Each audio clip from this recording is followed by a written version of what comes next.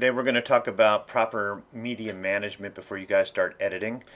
When you pull your video information off the FS5 SD card, this is what it'll look like. We'll open it up, and the first thing we have to do is find those video files.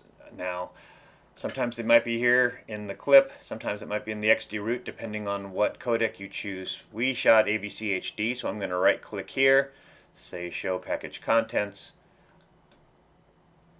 right click on BDMV, and here in Stream then are all the MTS files. Now we don't want to use the MTS files for editing because they basically only capture color information every 12 frames, and in those 11 frames in between it only records the changes in color, and so that will put a lot of burden on your processor. And if you're working with a lot of files, and if you're working on a laptop, you will not be happy with the performance. So what we want to do is we want to get into Media Encoder and change these files up. So when you've downloaded unnamed files, first thing we have to do is name them properly so that the whole system works. And so this just happens to be 101 take 1, so that's what I'm going to call it.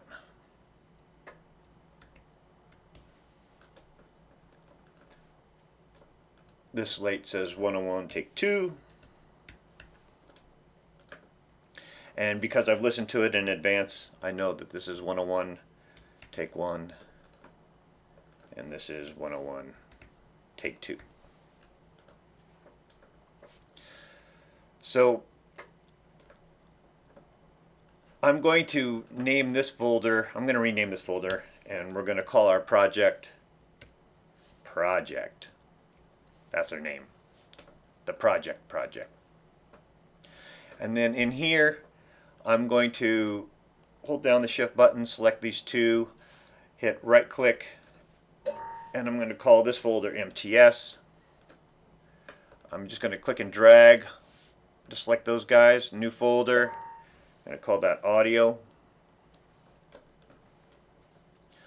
I'm going to go back to our root folder, and I'm going to make a new folder called video. I'm going to drag our MTS in there. I'm going to create another folder in video called high res. I'm going to create another folder called low res. And I'm going to select both of these guys, and I'm going to create a new folder called media. Alright, so this is now all we've got. We want to keep everything in our project so it's all connected, all our media is connected to it.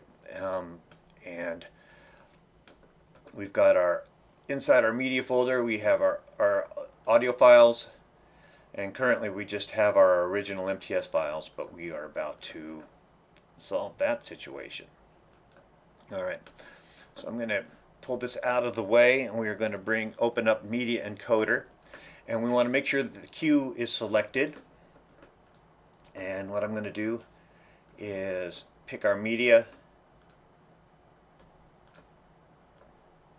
and I'm going to drag it in here. Now I'm going to hit Command A to select them all. And I'm going to click right here, and I am going to create a high resolution file. So I want it to be QuickTime, and I want it to be Apple ProRes 422 High Q. There's a whole lot of other flavors in there if you show desire. I'm going to say make it maximum quality. Click OK. And then I'm going to direct it to our high-res folder. And hit the green arrow for go, and it will encode these files. Alright, let's take a look at what we got in high res. I'm going to click here, I'm going to hit Command I, and it is a QuickTime file, Apple ProRes 422 high quality, and it's all in the high res folder. So things are working out great. Now I'm going to delete these guys, and I'm going to re-import our renamed files again. And this is the reason why we want to rename these first, because we are going to make video clones that'll make our lives a whole lot easier if these names, video file names, are exactly the same. I'm going to hit Command A. This time I want this to be H.264 because we're going to be making our low-res clones. I'm going to just tell it to be medium bit rate. I'm going to click into Effects, and I want to go to Name Overlay. I'm going to click that, and we're going to call it Low Res. We're going to put it at the bottom center. And there it is. I want to make it a little bigger, easier to read. And then I want to send those to our low-res folder. And if you accidentally send it to the high-res folder, just drag them out into the proper folder. It's going to have a different suffix, so it'll be very easy to know the difference. And now we will click Go.